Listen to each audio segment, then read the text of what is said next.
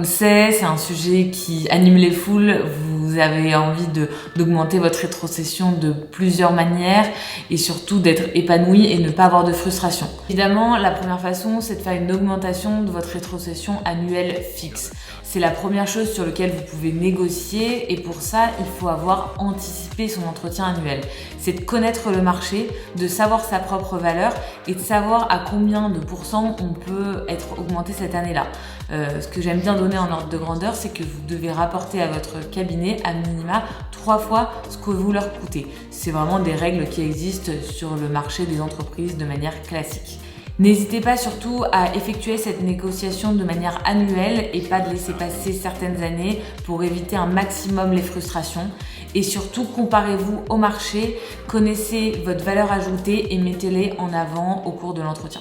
La deuxième façon d'augmenter sa rétrocession, c'est de demander une augmentation de sa rétrocession variable. Il va devoir se mesurer sur des critères objectifs. L'idée, encore une fois, c'est de ne pas avoir de frustration, c'est de savoir où on va et quelle va être la valeur ajoutée qu'on peut avoir pour pouvoir augmenter cette rétrocession à la fin de l'année. Pour cela, proposez des critères objectifs, des critères mesurables, par exemple un chiffre d'affaires à générer sur l'année pour débloquer une certaine rétrocession ou par exemple des objectifs d'heures facturables à dépasser. Assurez-vous aussi que vos critères personnels sont alignés avec les critères du cabinet et peut-être aussi avec d'autres types de critères un peu moins communs comme la satisfaction des clients. La troisième façon d'augmenter sa rétrocession, c'est de négocier avec le cabinet un pourcentage d'honoraires sur les résultats suite à un résultat obtenu sur une décision de justice.